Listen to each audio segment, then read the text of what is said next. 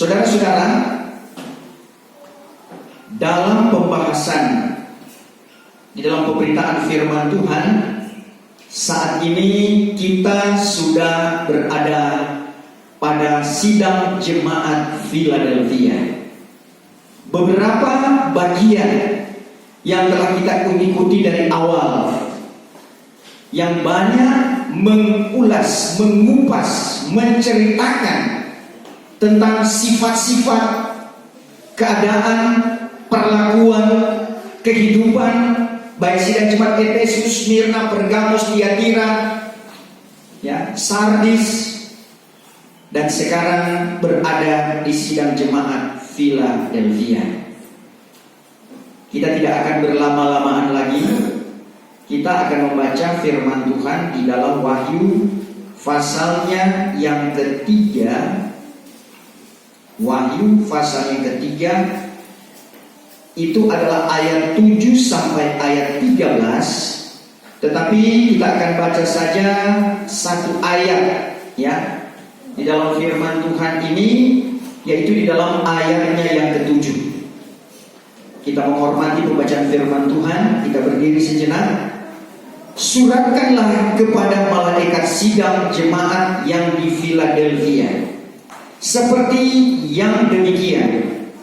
Inilah sabda daripada Dia yang kudus dan yang benar, yang memegang anak kunci Daud, yang membuka dan tiada seorang pun dapat menutup, dan yang menutup tiada dapat seorang pun membuka. Terima kasih.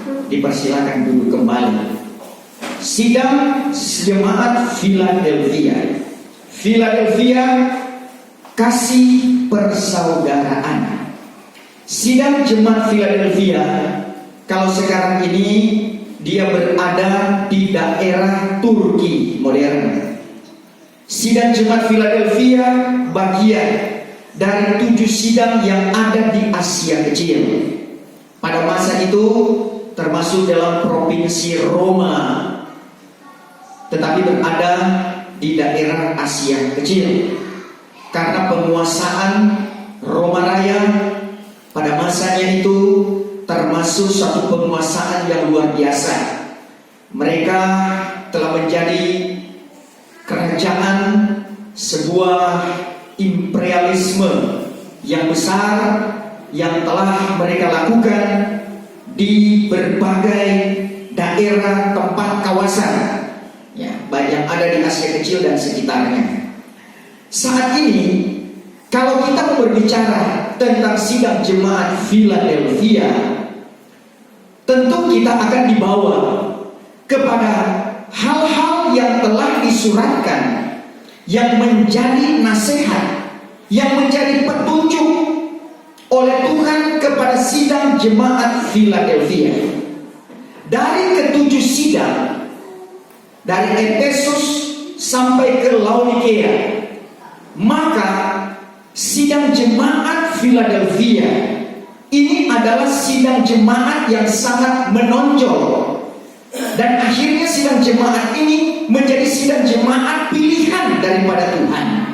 Sebab itu dalam pembahasan Philadelphia mungkin akan ada beberapa bagian, Bapak Ibu Saudara, karena penguraian daripada jemaat Philadelphia ini sangat penting artinya bagi kehidupan kita. Karena sidang jemaat Philadelphia itu menjelaskan sesuatu yang akan sampai kepada kesempurnaan gereja Tuhan. Kiranya Bapak Ibu Saudara bisa mengikutinya. Kalau hari ini seberapa panjang, seberapa luas yang boleh dijelaskan, biarlah sesuai dengan target Tuhan, target kebenaran firman Tuhan. Kami hanya membaca satu ayat di dalam firman Tuhan, di dalam ayatnya yang ketujuh, karena memang di dalam pembahasan ini pun begitu banyak hal-hal yang sangat dalam, yang perlu menjadi bagian di dalam kehidupan Bapak Ibu, saya dan saudara. Termasuk apa yang dikatakan oleh kebenaran firman Tuhan, suratkanlah kepada malaikat sidang jemaat yang di Philadelphia seperti demikian. Inilah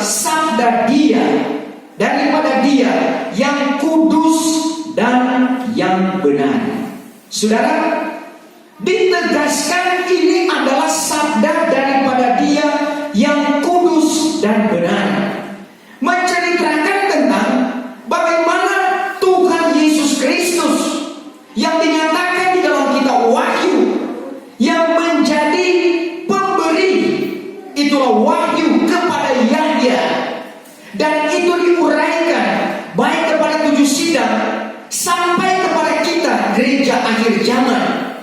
Maka Dia itu adalah Tuhan kita yang kudus dan yang benar. Ini adalah sikap daripada Tuhan Yesus Kristus. Ini adalah bagian sifat daripada Dia yang kudus dan yang benar. Itulah Tuhan Yesus Kristus yang tidak pernah berubah, dulu, kemarin, hari ini, sampai selama-lamanya. Kekudusannya dan kebenarannya inilah yang telah Dia buktikan dari zaman datang kepada zaman. Sebab itu firman Allah semenjak dari kitab Kejadian sampai kepada kitab Wahyu itu disebut dengan kitab yang kudus, karena di dalamnya itu adalah firman. Dia adalah firman yang kudus dan Dia adalah yang benar. Allah yang maha suci, Allah yang maha kudus. Yesaya pasal yang kelima, ayatnya yang ke-16. Yesaya pasal 5 ayatnya yang ke-16. Ayat yang ke-16. Demikianlah Tuhan sewa sekalian Allah akan dipermuliakan oleh keputusan hukumnya, dan Allah yang maha suci itu, akan dikuduskan oleh keadilan. Saudara-saudara, kekudusan di dalam kebenaran firman Allah. Di sana ada keadilan, di sana ada kebenaran, di sana tidak ada dusta. Allah kalau Dia berjanji, kalau Dia firmankan, firman Tuhan berkata, Dia bukan seperti manusia yang berdusta. Hari ini berbeda dengan hari esok ataupun hari kemarin. Sekarang bisa katakan A, besok bisa berubah B. Sekarang bisa katakan sekali kabar pengantin tetap kabar pengantin, besok itu bisa berubah. Itulah manusia. Sekarang bisa berjanji setia kepada Tuhan sebagai kekasih-kekasihnya, sebagai orang yang telah dipilih, yang telah dipanggil untuk melakukan kebenaran. Tetapi berjalan waktu, sejalan dengan waktu, hari ini, esok, dan seterusnya. Berhati-hati saudara-saudara, jangan sampai kita ingkar janji.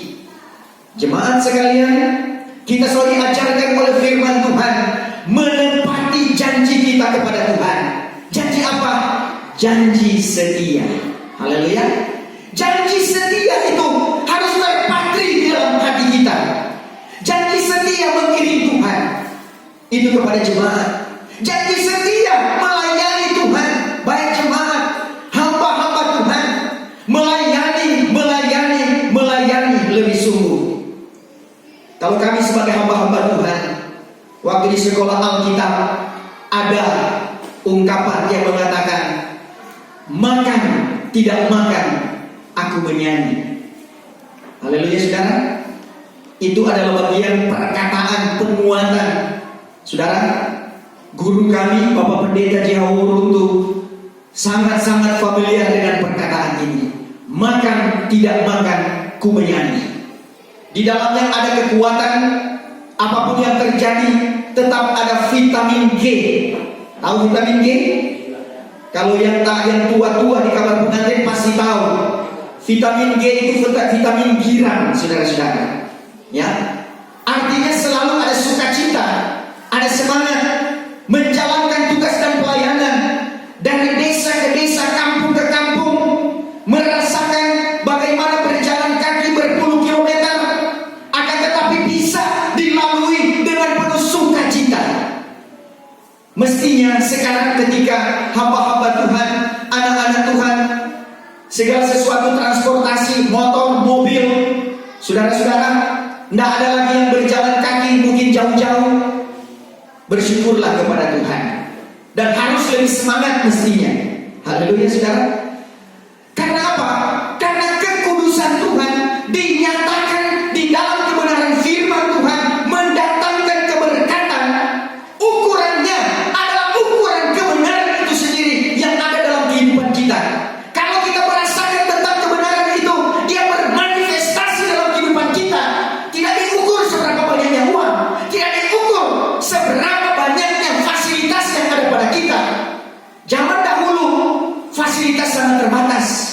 Saudara-saudara, soal finansial itu sangat-sangat terbatas, tetapi pekerjaan Tuhan tetap berjalan. Pelayanan tetap berkembang di mana-mana. Kenapa? Karena kekudusan kebenaran firman Allah, bahwa kesucian kebenaran itu yang mengadakan perkembangan dan perkembangan. Apa yang Tuhan nyatakan lewat Dia yang kudus dan yang benar. Di dalam kebenarannya itu adalah kebenaran firman Tuhan. Kita dikuduskan. Sebab itu dalam pengudusan ini maka kita harus menghormati Tuhan. Yesaya 29 ayat yang ke-22 sampai ayatnya yang ke-23. Ayat 22 mulai. Maka sebab itu firman Tuhan yang sudah menebus Ibrahim kepada isi rumah Yakub demikian, bahwa tiada lagi Yakub akan kemalu-maluan dan tiada lagi pucat mukanya.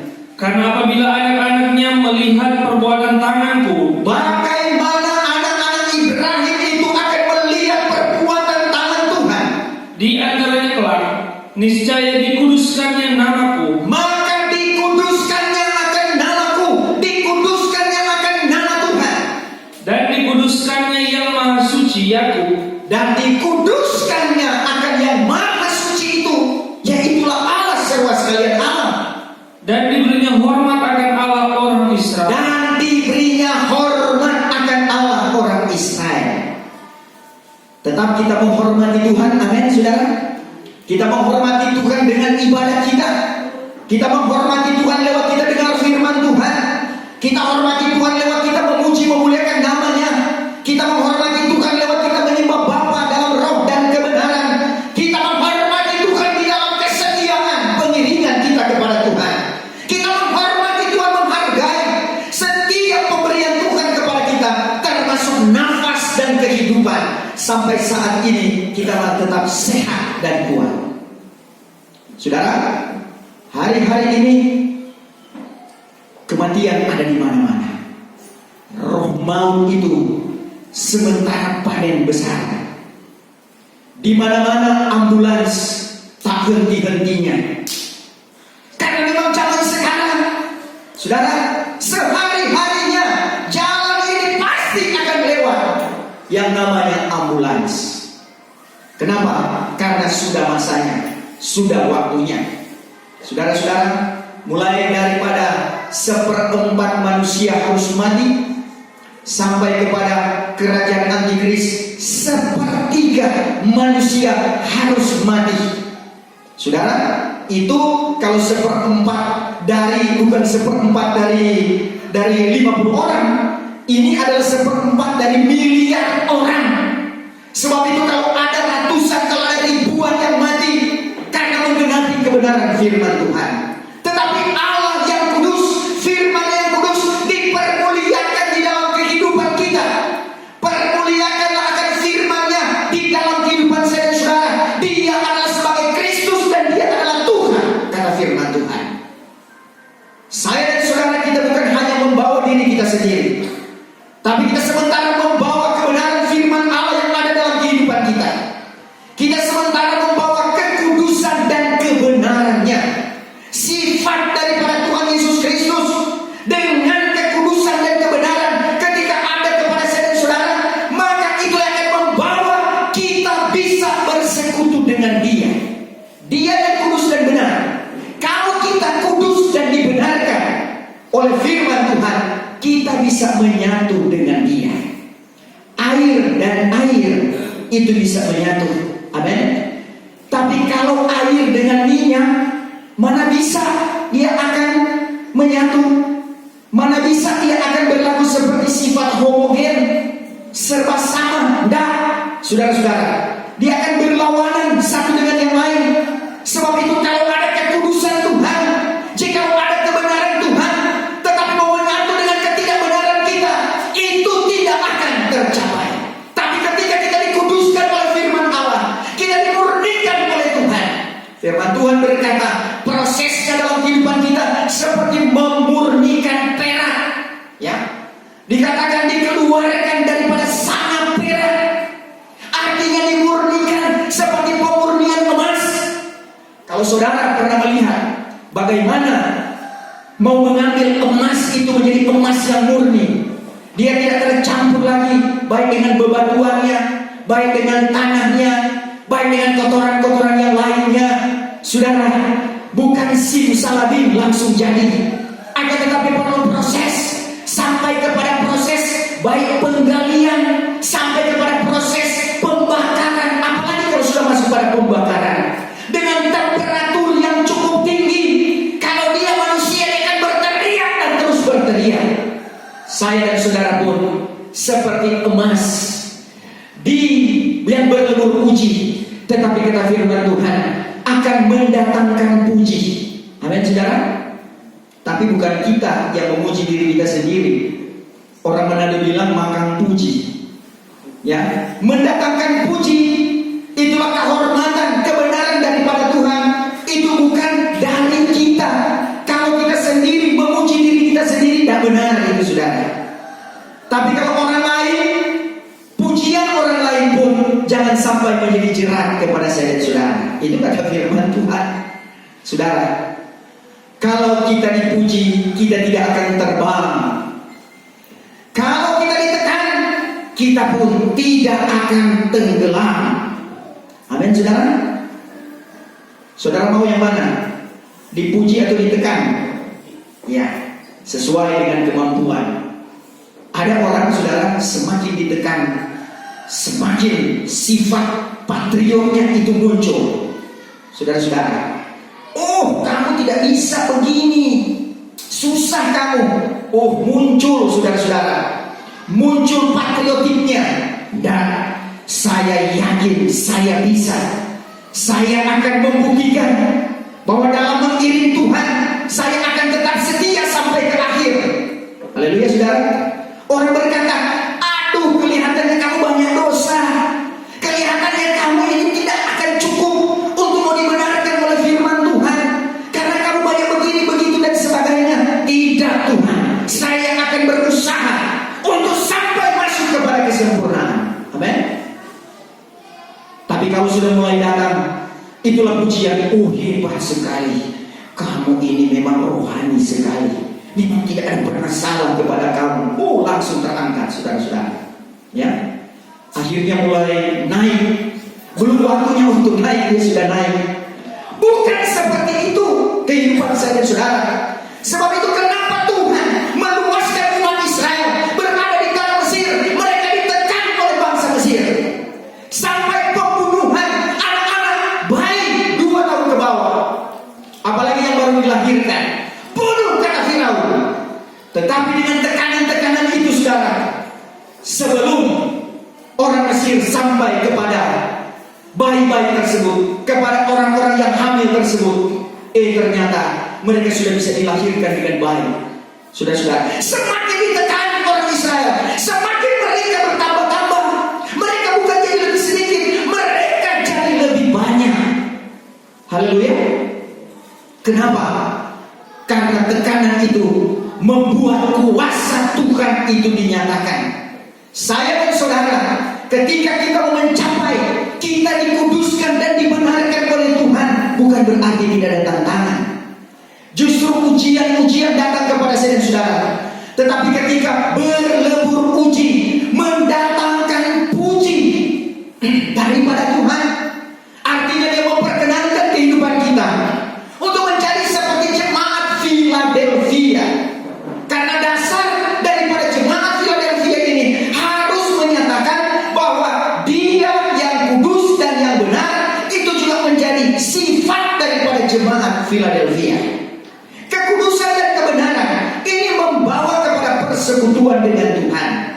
Dalam persekutuan ini, persekutuan lewat firman Allah dan persekutuan di dalam kuasa Roh Kudus. Persekutuan di dalam firman Allah, maka di sana Tuhan bukakan, itulah rahasia-rahasia firman-Nya. 66 kitab kecil ini akan tetapi dia bisa membawa kita mengerti tentang jagat raya ini. Apalagi bisa mengerti kerajaan sorga. Haleluya. Ilmu pengetahuan dunia hanya sampai ke bulan dan bintang. Setinggi-tingginya dia bisa melihat, saudara-saudara, mungkin lewat teleskop dan alat-alat yang canggih, melihat planet yang terjauh. Bahkan sekarang katanya ada lagi planet yang paling jauh sesudah Pluto. Ya, tata surya kita kan dari matahari kemudian diperlihatkan dengan ilmu pengetahuan. Oh, ternyata bukan cuma bumi yang ada Merkuriusnya, Venus, ada Mars, Jupiter, Saturnus, Uranus, Neptunus, Pluto, dan katanya sudah terlihat ada lagi yang di seberang Pluto sana. Itu ilmu pengetahuan dunia. Tetapi ilmu pengetahuan dunia tidak bisa untuk meneropong dari Pluto dan apanya lagi kemudian sudah kelihatan itu surga. Belum pernah kedengaran. Amin, saudara. Belum pernah kita mendengar hal itu. Tidak ada alat-alat tercanggih apapun di dalam dunia ini untuk melihat lewat teleskop untuk melihat surga. Tetapi ada alat fasilitas Tuhan berikan kepada kita. Lewat kudus dan yang benar ini kita bersekutu dengan Dia. Dia berikan firman Allah sebagai ilmu pengetahuan tentang kerajaan surga. Termasuk di dalamnya Dia berikan karunia-karunia Roh Kudus. Sebab itu persekutuan kita dengan Roh Kudus itu bukan hanya sekedar yang penting Roh Kudus, tapi bagaimana manifestasinya. Roh Kudus itu buat apa dalam kehidupan kita? Apa gerakan yang Dia buat dalam kehidupan kita? Itu sebabnya, saudara-saudara, tentang yang dikatakan itulah baptisan Roh, kepenuhan Roh, karunia Roh, jawatan Roh, buah Roh, sampai sempurna tubuh, jiwa dan roh. Itu adalah tingkat yang kelima, keenam, ketujuh di dalam 7 tingkat iman. Dalam Kisah Rasul pasal yang kedua ayat 38, itu adalah target saya dan saudara. Kita bekerja harus dengan target. Amin. Orang yang bekerja tanpa target, maka dia akan lemah. Dia akan menerima sekedar saja. Tidak perlu untuk dia giat. Yang penting sekedar saja. Kalau sudah sampai di situ, sebenarnya kalau dia berkuat, dia masih bisa ada 5 langkah lagi ke depan. Tapi karena apa adanya, baru 2 langkah, dia sudah merasa capek. Padahal masih ada tenaga, masih bisa untuk ke 5 langkah ke depan. Tetapi sudah sampai di sini saja. Saudara-saudara, kehidupan kita harus terus meningkat dan meningkat. Amin, saudara. Bukankah firman Tuhan menginginkan kita bertambah-tambah di dalam Dia, bertambah-tambah sempurna seperti Bapa yang sempurna adanya. Sempurna ini itu hanya bisa dilakukan oleh yang sempurna. Saudara-saudara, kertas dijadikan warna kuning. Dia hanya bisa menjadi warna kuning oleh tinta yang berwarna kuning. Amin, saudara. Kalau kita mau bikin kuning, kemudian yang kita ambil spidol masih baru ini, Pak Gembala, ini mahal. Warna apa? Warna biru. Padahal buat kuning tidak masuk, saudara-saudara. Biar mahal, biar bagus, biar masih baru, tidak cocok. Yang dibutuhkan warna kuning. Haleluya. Spidol warna kuning yang diperlukan. Dia bawa pensil, biar pensilnya mahal. Tidak cukup. Saudara-saudara, kita mau sempurna, harus dengan kabar yang sempurna, harus dengan pengajaran yang sempurna. Yang sempurna itu hanya firman dan Roh, itulah yang sempurna. Roh, Dia akan mengaruniakan kepada kita. Itulah karunia-karunia Roh. Hikmat, marifat, membedakan segala roh, iman, mujizat, kesembuhan, karunia lidah, karunia mengartikan makna lidah, karunia nubuatan. Ditambah dengan itulah perhiasan pakaian pengantin. Kalau 9 karunia itu adalah pakaian pengantinnya, pakaian pengantin pasti memerlukan perhiasan. Amin, saudara. Itulah 1 Korintus 14 ayat yang ke-26. Ada dengan Mazmur, itulah nyanyian dalam roh. Ada dengan kenyataan,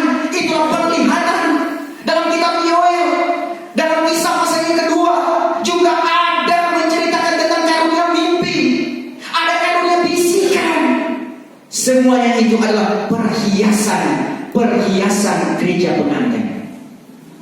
Pakaian pengantin Tuhan berikan didasari dengan satu karunia yang luar biasa. Itulah karunia lidah. Haleluya. Karena karunia-karunia ini diawali semua dengan karunia lidah. Kenapa?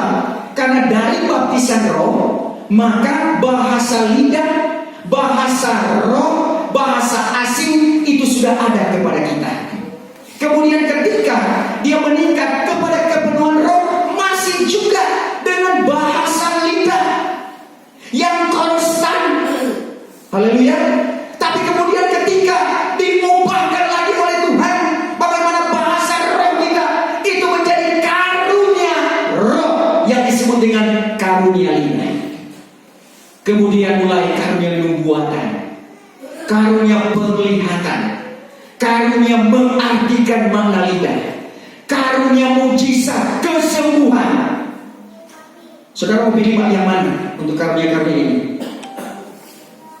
Tuhan kasih juga karunia iman bagi kita, supaya dengan iman semua bisa ada. Saudara-saudara, semua karunia itu penting, tetapi akan dibagi-bagikan, kata firman Tuhan, sesuai dengan kehendaknya. Karena nanti karunia itu juga akan menentukan jawatan.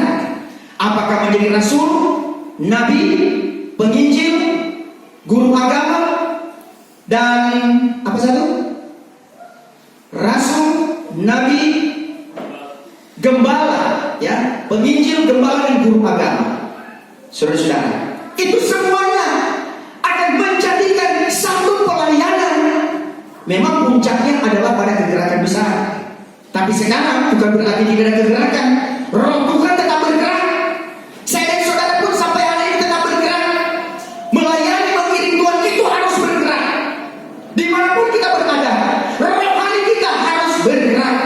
1 Korintus 14 ayat 26 sampai 33. Persekutuan dengan Tuhan lewat kita bersekutu dalam penyembahan, sehingga ada karunia-karunia Roh Kudus. Itu karena kekudusan, karena kebenarannya itu boleh menyatu dengan kehidupan kita. Itu sebabnya penting sekali di dalam ibadah kita harus melalui doa pembukaan. Karena apa? Lewat doa pembukaan kita mengatur kehidupan kita. Lewat doa pembukaan kita memohon kekudusan daripada Tuhan. Lewat doa pembukaan kita mohon ampun segala kelemahan kekurangan kita. Lewat doa pembukaan kita memohon kelayakan daripada Tuhan. Sebab itu saudara, berusaha dalam tiap kita beribadah lewat doa pembukaan, berarti lewat pintu. Amin. Saudara-saudara, karena kalau lewat jendela itu tidak bisa. Kalau dalam tabernakel tidak boleh lewat jendela. Ya. Kalau di sini kemudian ada sementara pemberitaan firman, kemudian ada yang lewat jendela. Bagaimana sikap saudara? Pasti jangan. Ya. Atau di rumah saudara ada yang mulai lewat jendela malam-malam, dianggap itu adalah pencuri. Saudara-saudara, tidak ada tuan rumah dengan pintu yang masih bagus semua kemudian dia lewat jendela. Tapi kalau ada yang lewat jendela, itu dikatakan pencuri. Saudara-saudara, kemudian kalau menerobos masuk secara paksa, bukan lagi cuma pencuri, tetapi apa? Penyamun. Amin. So perampok itu, saudara-saudara. Beda itu pencuri dan perampok. Setiap perampok ya pasti pencuri, tetapi tidak semua pencuri adalah rampok, saudara-saudara. Karena ada yang senyap-senyap, ada yang memang secara terus terang mengambil hak orang lain. Saudara-saudara, saya dan saudara, untuk kekudusan dan kebenaran ini Tuhan isyaratkan kepada kita sebagai target di dalam persekutuan roh, sehingga Roh Kudus itu bekerja. Apabila Roh Kudus itu bekerja, terbuka pewahyuan, baik pewahyuan lewat karunia dan pewahyuan lewat penglihatan. Karena ada dua bagian pewahyuan, atau ada dua cara Tuhan menyatakan kepada gerejanya. Pewahyuan lewat karunia Roh Kudus Termasuk di dalamnya ada karunia nubuatan, termasuk di dalamnya ada karunia hikmat, marifat. Saudara-saudara, sehingga Tuhan bisa membukakan bagaimana rahasia dari ayat firman Tuhan yang kita baca. Tetapi lebih hebat lagi saudara, yaitulah pewahyuan langsung, sama seperti kepada Paulus, sama seperti kepada Yahya, sama seperti kepada Daniel dalam khayalnya, bahwa Tuhan menunjukkan perkara-perkara yang besar dan luar biasa. 5 pelajaran pokok dari kabar pengantin Kristus. Saudara-saudara, tabernakel itu pewahyuannya sungguh sangat luar biasa, sampai kepada detil-detil ukuran artinya. Saudara, yang begitu banyak diberikan oleh Tuhan, itu pewahyuan yang luar biasa, diterangkan dari pintu gerbang sampai kepada kesempurnaan. Saudara, kemudian ada pengajaran Sirum Asar Sulaiman. Saudara-saudara, pasal 1 sampai pasal yang ke-8. 8 adalah angka kebangkitan, membangkitkan iman kita, membawa kita untuk menjadi kekasih dari Sulaiman yang agung. Itulah Tuhan Yesus Kristus. Dia buka lagi untuk berhubungan dengan kita Wahyu 1 sampai 22, sehingga dibukakan bagaimana Sirum Asar Sulaiman atau Kidung Agung itu adalah perjalanan, pergaulan, pertunangan antara gereja dengan Tuhan Yesus Kristus. Dibawa kepada kita wahyu, yaitu rahasia pernikahan gereja Tuhan dengan Tuhan Yesus Kristus. Saudara, dibukakan kitab Daniel yang menceritakan tentang perkara-perkara yang akan datang. Oh, luar biasa. Saudara-saudara, itu semuanya dinyatakan oleh Tuhan. Dan kemudian 7 tingkat iman diuraikan dengan pelajaran pekerjaan roh dari bab 1 sampai bab yang terakhir. Saudara, Tuhan menyatakan itu lewat wahyu. Sebab itu, dengan pewahyuan inilah yang membuat kita tidak goyah, yang membuat ada kepastian dalam kehidupan kita, yang membuat ada ketentuan kepada saya dan saudara. Kita tidak bimbang. Ada yang bimbang dengan kabar pengantin, saudara? Tidak. Walaupun yang melenceng dari kabar pengantin banyak, tapi kalau kebimbangan tidak. Tapi kalaupun kita tidak bimbang, tetapi masih melenceng daripada kabar pengantin, sama saja. Saudara-saudara, ada orang bermakam lurus di dalam kebenaran, tetapi mulai bimbang. Kenapa? Karena mulai pudar pengetahuan kabar kesempurnaan ini, mulai lupa, mulai tidak paham, mulai meninggalkan bagaimana pengajaran yang Tuhan berikan. Sebab itu saudara, Tuhan menegur dan Tuhan menasihatkan. Dari beberapa waktu yang lalu, Tuhan katakan, buka itu pengajaran, buka itu buku pewahyuan. Haleluya saudara. Untuk apa? Untuk mendatangkan keberkatan, bukan hanya kepada kita, tetapi kepada banyak orang yang perlu disempurnakan di ujung akhir zaman ini. Saudara, tidak mudah untuk membawa kepada kekudusan dan kepada kebenaran, yang kudus dan yang benar. Saudara, karena untuk membawa kepada kekudusan dan kebenaran bukan hanya soal perkataan. Orang bisa berkata tentang yang kudus dan yang benar, tetapi yang menentukan adalah perlakuannya, adalah wujud nyata di dalam kita, menyatakan bahwa kita dikuduskan dan dibenarkan lewat pengajaran yang benar. Kalau cuma soal perkataan, Markus 1 ayat 23-24, iblis pun mengakui, saudara. Ya, iblis pun mengakui bahwa Tuhan itu adalah Tuhan yang kudus. Coba kita baca Markus 1 ayat 23-24. Ayat 23. Pada waktu itu adalah di dalam rumah sembahyang itu seorang yang dirasuki setan. Maka berteriaklah ia, katanya, Hai Yesus, orang Nazaret, apakah kena mengenal kami dengan engkau? Apakah kena mengenal kami dengan engkau? Setan yang ada kepada orang yang dirasuki setan itu, dia sudah takut. Dia melihat, oh Yesus sudah datang. Sudah, dia bersuara. Apa dia katakan? Engkau datang mau membinasakan kami. Engkau datang membinasakan kami.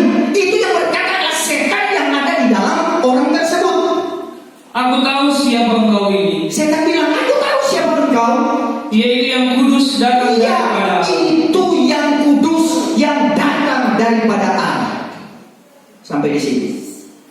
Setan tahu, saudara-saudara. Makanya kalau kita tidak tahu, kalau manusia tidak tahu tentang kekudusan dan kebenaran Allah, setan lebih tahu. Tapi setan tidak diselamatkan. Dia tahu tentang kudus dan benar, tapi sudah terlambat bagi dia. Karena apa? Karena dia telah menjerumuskan dirinya sendiri untuk menjadikan iblis dan setan. Saya dan saudara umatnya, kita selalu diberikan kesempatan.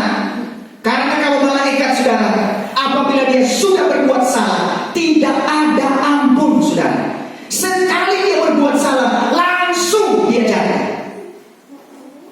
Manusia sudah berulang-ulang kali buat salah dan dosa. Kenapa Tuhan masih mengampuni? Tuhan masih beri kesempatan. Itulah panjang sabarnya Tuhan kepada saya dan saudara. Tapi ingat, saudara-saudara, ada batas kesabarannya. Kalau sudah habis batas kesabaran Tuhan, saudara yang kekasih, bahkan seperti penguraian kemarin, bahwa Sodom dan Gomora pun dia hanguskan. Amin. Orang Israel pun dia binasakan. Itu kata firman Tuhan. Ada batasnya. Saya dan saudara, kita gereja Tuhan akhir zaman, ada batasnya. Pendirian kita pun ada batasnya. Kalau kita lanjut, puji Tuhan, dia akan tolong saya dan saudara. Tetapi kalau kita tidak mau lanjut, dia akan mengirim dia. Amos 8 ayat 11-12, sekali waktu akan ada kelaparan. Bukan lapar akan roti atau dahaga akan air, tetapi akan kebenaran firman Tuhan. Sekarang sudah rintik-rintiknya, saudara-saudara. Sekarang sekian banyak orang ingin masuk gereja, tidak bisa masuk gereja. Kenapa? Karena COVID-19. Masih bersyukur ada live streaming, saudara-saudara. Tetapi banyak orang rindu untuk seperti kita, beribadah memuliakan nama Tuhan, masih berhimpun bersama-sama. Terasa bagaimana satu persekutuan yang indah dengan Tuhan. Ini yang sementara menjadi perjuangan saya dan saudara. Iblis dia tahu bahwa Tuhan itu adalah Tuhan yang kudus, dia yang benar. Sama dengan percaya. Kalau cuma percaya, bibir mulut kita, iblis juga percaya. Bahkan kita Yakub katakan, setan itu percaya dan menggeletar. Saudara, tontofore dia. Manusia bahkan percaya pun tidak. Kalau percaya pun di bibir mulut tapi tidak mau melakukan. Percaya Tuhan, dia percaya, tapi beribadah tidak mau. Saudara-saudara, memuji Tuhan tidak mau. Apalagi kalau ada bisnis yang besar. Saudara-saudara, lebih mengutamakan dunia. Apalagi kalau dipanggil teman bahwa akan ada acara yang besar, acara di pinggir pantai, acara di atas gunung. Saudara-saudara, Tuhan berkata, sama seperti pada zaman Sodom dan Gomora, sama seperti pada zaman Nuh. Orang dia berjual, dia membeli, dia berbuat aktivitas segala macam. Orang kawin, main dan dikawinkan dan sebagainya, tanpa disadari hari Tuhan itu datang. Tetapi bukan seperti itu bagi kita yang menjadi sidang jemaat Philadelphia. Kita adalah orang-orang yang dipilih oleh Tuhan. Sampai kita merasakan bagaimana dia mengajar saya dan saudara. Dia bawa kita sampai kepada kamar suci, mezbah dupa untuk tembusi tirai, untuk bisa sampai ke kamar maha suci. Dia bawa kita dengan sekitar glory, kemuliaan yang besar. Bukan hanya dengan terangnya halaman dengan matahari, bukan hanya terangnya pelita emas di kamar suci, tetapi ada kemuliaan yang langsung, sinar sorgawi. Itulah kemuliaan pekerjaan kuasa Allah lewat rahasia kamar pengantin Kristus, rahasia kamar maha suci. Pegang teguh-teguh, Amsal 4 ayat 13, pegang teguh-teguh pengajaran itu, jangan lepaskan dia, karena dia itu adalah selamatmu adanya. Kalau kita pegang teguh-teguh, memang setan tidak mau, dia kejar, dia ingin supaya kita lepaskan, karena itu adalah harta yang sangat mulia, itu adalah harta yang sangat mahal. Semakin mahal yang ada pada kita, semakin pencuri, penyamun mengejar kita. Kalau tidak punya apa-apa, tidak perlu dia kejar. Saudara, karena tidak punya apa-apa. Tetapi kita yang berpegang kepada emas rohani, kepada mutiara ilahi, kepada mata benda yang indah-indah. Itulah kerajaan Allah lewat rahasia kabar kesempurnaan, kabar pengantin Kristus. Saudara, tidak main-main dengan hal ini.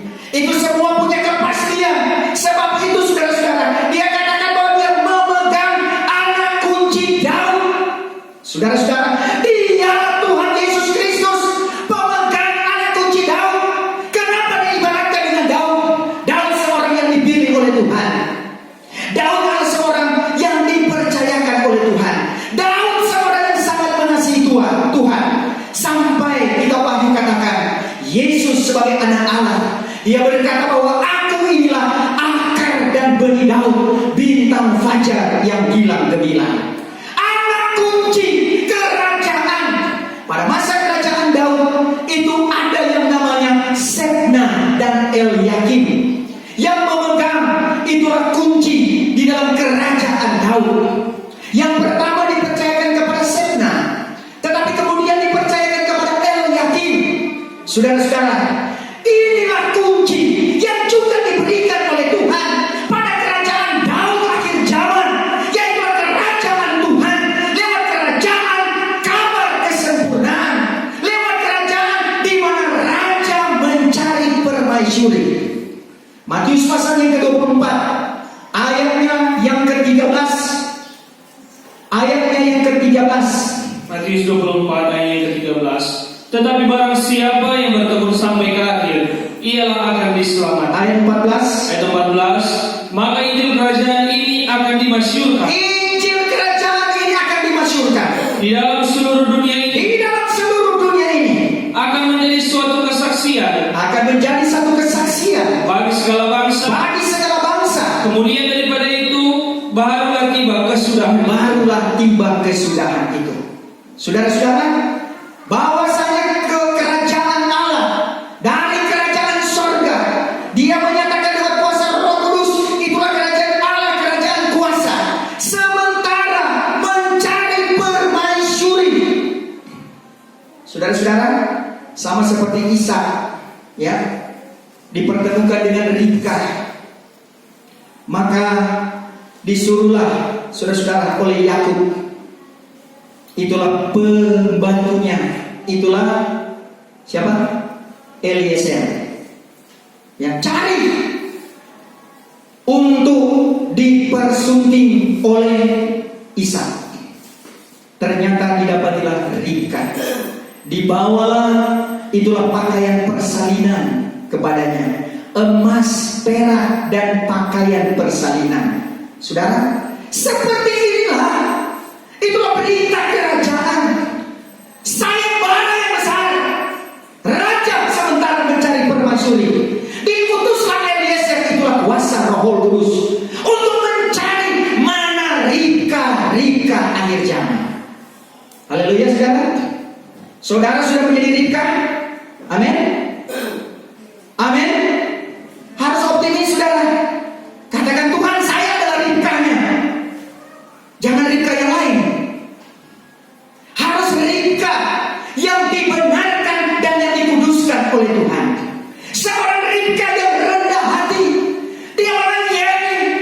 Saudara-saudara, dari menimba air, memberi minum semua ternak-ternak yang dibawa oleh rombongan, saudara-saudara, sampai akhirnya dia membawa, diberi makan, memberi makan kepada tamu-tamunya, karena mereka datang untuk mencari siapa yang akan dijemput. Saudara, Tuhan lewat kuasa Roh Kudus sementara mencari siapakah orang jemputannya. Kalau menjadi orang jemputan, jangan tinggi hati, saudara. Kalau menjadi orang jemputan, jangan bermalas-malasan. Kalau menjadi orang jemputan, harus benar-benar rela melayani dan melayani. Haleluya. Akhirnya terpilihlah Ribka, seorang yang cantik. Di dalam sejarah dari Ibrahim, Ishak, Yakub, saudara-saudara, ya, dari Ibrahim, Ishak, dan Yakub, bahwa Tadi yang saya katakan siapa? Ishak itu adalah anak Ibrahim, ya. Jadi Ibrahim menyuruhkan itulah Eliezer, ya. Nanti dari Ishak baru kemudian anaknya itulah Yakub. Semua istri-istri mereka itu istri yang cantik-cantik. Haleluya. Sama dengan istri-istri yang ada di Immanuel ini. Semua cantik-cantik. Saudara percaya itu, amin? Iya, saudara-saudara. Semua pun yang ada di rumah, semua adalah cantik-cantik. Apatah lagi ada aura rohani ilahi. Haleluya. Kita semua, baik laki-laki atau perempuan, bahwa firman Tuhan katakan kita semua adalah perempuan yang diperhadapkan kepada Dia. Itulah Ishak yang agung. Itulah Tuhan Yesus Kristus. Makanya Roh Kudus sementara datang, Dia datang lewat karunia karena Roh Kudus, agar supaya kehidupan kita bisa terpanggil. Yang menarik kita siapa? Tuhan yang menarik saya dan saudara. Kalau bukan Tuhan yang menarik saya dan saudara, kita tidak ada di tempat ini. Amin, saudara. Tapi Tuhan yang menarik kita untuk kita mau dijadikan sebagai orang-orang pilihannya, dijadikan sebagai mempelainya.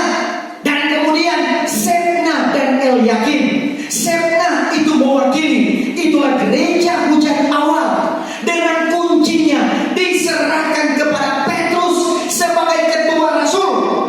Saudara-saudara, sehingga ada satu badan yang terbentuk pada gereja hujan awal, disebut dengan persekutuan rasul gereja hujan awal. Nanti pada hujan akhir, di akhir zaman akan juga demikian. Karena standar gereja hujan akhir harus berada pada standar gereja hujan awal. Makanya 7 tingkat iman pun itu sama. Hanya saudara-saudara, kalau gereja hujan awal, mereka hanya sampai kepada bertunangan. Kenapa hanya sampai kepada bertunangan? Karena memang masanya masih sampai di situ, dan itu belum waktunya untuk menikah. Tapi soal panggilan, soal karunia, soal jawatan Tuhan sama, saudara-saudara. Gereja hujan akhir dibawa sampai kepada pernikahan. Makanya pewahyuannya tidak sampai hanya kepada gereja hujan awal. Gereja hujan awal adalah pewahyuan firman dan sedikit pewahyuan pengajaran. Tetapi gereja hujan akhir dari 66 kitab sebagai pewahyuan firman, maka diuraikan lewat Galatia 1 ayat 11-12 bagaimana pewahyuan itu dinyatakan untuk menguraikan dan disebut dengan wahyu pengajaran. Saudara, diberikan kepada 12 rasul gereja hujan akhir. Tapi sekarang lantikannya belum. Nanti juga akan ada pilihan 144.000 anak perempuan. Nanti kalau pada masa itu dia sudah berusia 17 tahun. Saudara, jadi yang seusia 17 tahun sekarang jangan harap lagi menjadi 144.000 perempuan. Ya, itu adalah anak darah. Tetapi pilihan untuk 5 jawatan Tuhan masih mungkin. Rasul, nabi, penginjil, gembala, guru agama. Kalau untuk gembala sekarang, saya sebagai gembala itu adalah dikukuhkan oleh organisasi, saudara-saudara. Tapi kalau untuk lantikan pada kegerakan besar belum, saudara-saudara. Sebab itu pelantikan nanti pada kegerakan besar di tahun yang pertama, maka itu akan terjadi, sehingga akan terjadi 5 jawatan Tuhan. 12 rasul akan dibantu oleh 5 jawatan Tuhan ini untuk membangun itulah gereja pengantin, tubuh Kristus di akhir zaman. Kemudian akan ada pembagian, yaitulah seperti Tuhan memberi makan 5.000 orang dengan berapa? 5 roti dan 2 ikan. Itu adalah roti jelai. Kemudian 4.000 orang, yaitulah dengan 7 ketul roti dan ikan kecil-kecil. Itu adalah roti gandum. Karena memang rahasianya nanti ada 5.000 yang akan dipakai oleh Tuhan dari halaman ke kamar suci, dan 4.000 dari kamar suci ke kamar maha suci. Itu sama dengan dari panen dibawa ke pematang. Ini tugas 5.000. Tetapi saudara-saudara, untuk melanjutkan ke lumbung, maka itu adalah tugas dari 4.000 orang yang dipercayakan oleh Tuhan. Mungkin saudara berpikir, apa bisa 5.000 dan 4.000 untuk 4 penjuru bumi ini yang ada miliar orang di situ? Saudara, zaman Rasul Paulus, hanya Paulus dalam 2 tahun satu Asia bisa dengar firman Tuhan. Haleluya saudara. Sampai dia bisa mengajar di Tiranus, di sekolah Alkitab Tiranus di Efesus saudara. Bagaimana perkembangan pengajaran ini, bahkan itulah yang bisa sampai juga kepada jemaat-jemaat yang ada di Efesus, Smyrna, Pergamus, Tiatira, Sardis, Philadelphia, Laodikia. Saudara-saudara, perkembangan pekerjaan Tuhan itu adalah sesuai dengan kerjanya Tuhan. Itu adalah bagian Tuhan. Tetapi untuk bertugas di dalamnya adalah bagian saya dan saudara. Mengiring Tuhan adalah bagian kita. Menguatkan hati dan pikiran kita untuk kita berjejak pada jejakan yang tetap. Itu adalah bagian usaha saya dan saudara yang harus tanpa henti dikerjakan hari lepas hari.